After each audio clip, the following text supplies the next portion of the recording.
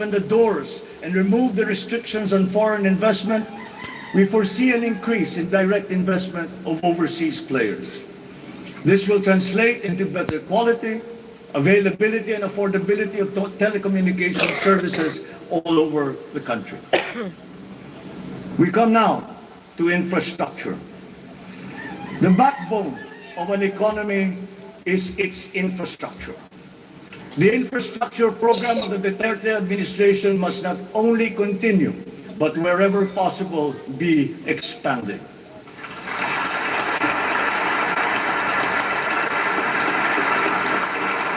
We shall confidently build on this firm foundation established by my predecessor, as it is in building an edifice. We must keep the momentum and aspire to build better, more. Necessarily, infrastructure development will remain a very high priority in our drive for growth and employment. Once again, I will not suspend any of the ongoing projects, as those have already been shown to be of benefit to the public that they serve.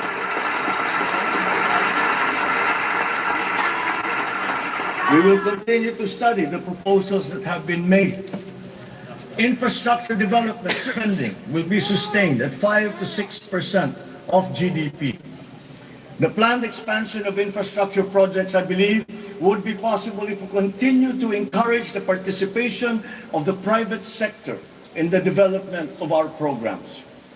Public-private partnerships, or PPPs, hold great potential for that expansion, for infrastructure development, and for innovation. Our infrastructure development is of primary importance, as it is a necessary element to improve many other sectors, to include agriculture, tourism, general economic activity, and even to governance. It is my belief also that we have missed some great opportunities to develop our rail transport system. It is clear in my mind that railways offer great potential, as it continues to be the cheapest way of transporting goods and passengers. We can build upon already existing lines by modernizing these old railway systems.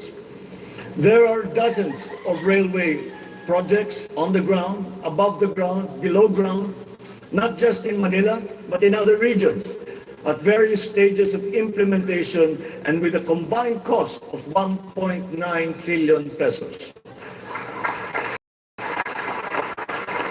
This administration is committed to finish building the current portfolio of investments, approved railway projects, the commuter railway system, the third commuter railway system, the 33-kilometer Metro Manila subway project, the 147-kilometer north-south commuter railway system, the 12-kilometer LRT1 Cavite extension, the 23-kilometer MRT7, and the common station that will connect LRT1, MRT3, and MRT7. And beyond NCR, larger scale railway systems like the 102-kilometer Mindanao Railway project,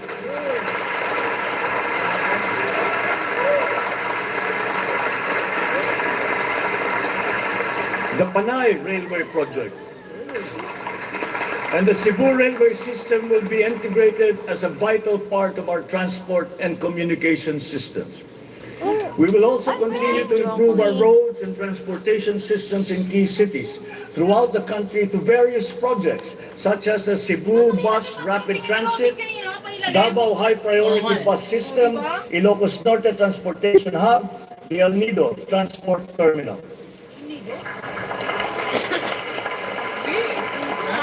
My order to the Department of Transportation, or DOTR, is really very simple.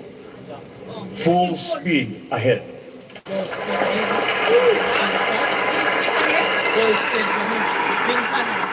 Improving our railway system along with modernizing existing airports and seaports will maximize our strategic location in the Pacific and connect our many islands. A key sector in our transformation plans is that of energy. Another fundamental requirement for growth and increased employment will be the availability of cheap, reliable energy.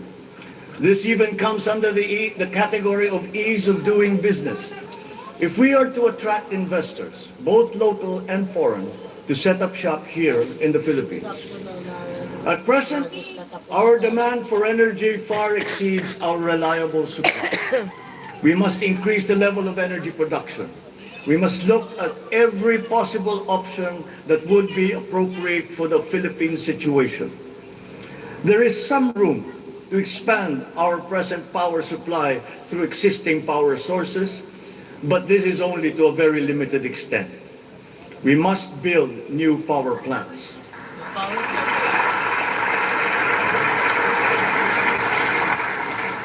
We must take advantage of all the best technology that is now available, especially in the areas of renewable energy.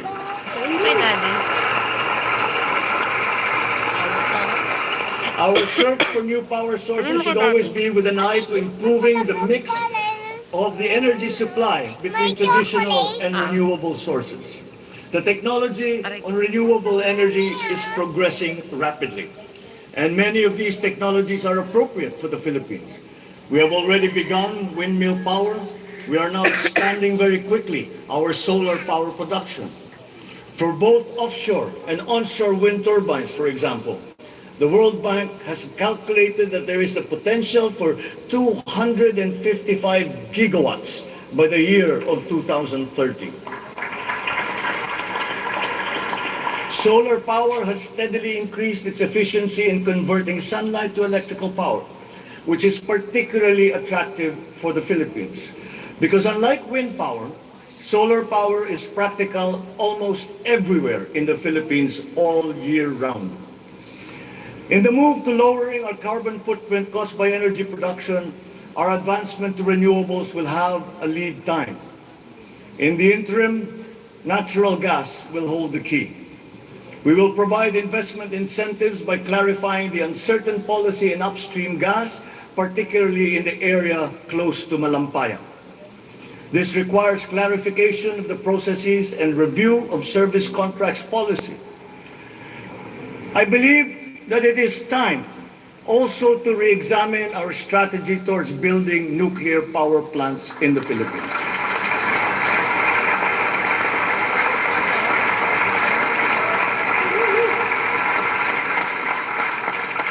We will comply, of course, with the International Atomic Energy Agency regulations for nuclear power plants as they have been strengthened after Fukushima.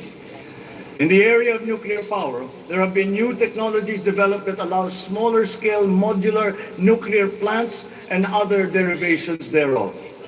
Once again, PPPs will play a part in support as funding in this period is limited. Furthermore, we must examine the entire system of transmission and distribution for the purpose of finding ways to lower the price of energy to the consumer and to industry. We must expand the network of our transmission lines while examining schemes to improve the operation of our electrical cooperatives. All this in aid of reducing energy costs, especially but not limited to households. All this impetus for development and growth we undertake within the context of accelerating climate change and extreme weather conditions. Though we are a minor contributor to climate change globally, we have the unfortunate distinction of being one of the most vulnerable countries to the effects of climate change. For the welfare of our people, it is incumbent upon us to alleviate the effects of that vulnerability. The use of renewable energy is at the top of our climate agenda. We will increase our use of renewable energy sources such as hydropower, geothermal power, solar, and wind. Geographically, we are a disaster-prone country.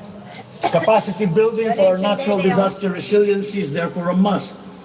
Investment in science and technology is imperative to enable us to have accurate weather forecasts and on-time disaster alerts. Studies show that already now, many areas in the Philippines are at high risk from the rise in sea levels brought about by the increase in global temperature. We must adapt to this phenomenon with disaster-proof planning for our communities. We will also look into the precarious fresh water supply situation in the country, especially in our urban areas.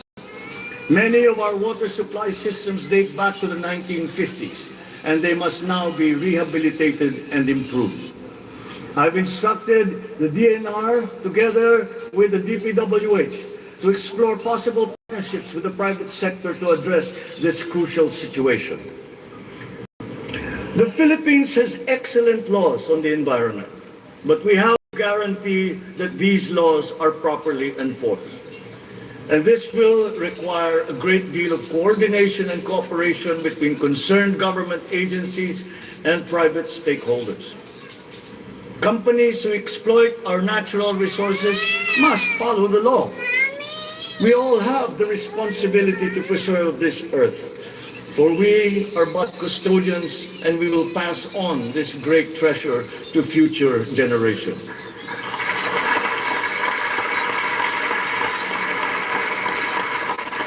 There is no question that the preservation of the environment is the preservation of life. If we cannot mitigate climate change, all our plans for the economy, all our plans for our future will be for naught. Bawat Pilipino sa ibayong dagat na nagsasakripisyong lisanin ang kanyang pamilya sa Pilipinas upang maghanap buhay ay nararapat lamang magkaroon ng pamahalang natatawag nilang tahanan habang nasa ibang bayan.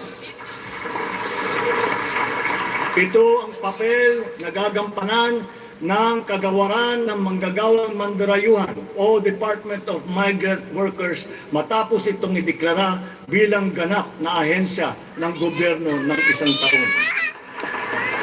Ang kagawarang ito ang magsisilbing kanlungan ng ating mga kababayan sa gitna ng mundong walang kasiguruhan at mahigpit na kompetisyon. Ito ang maglalatag sa kanila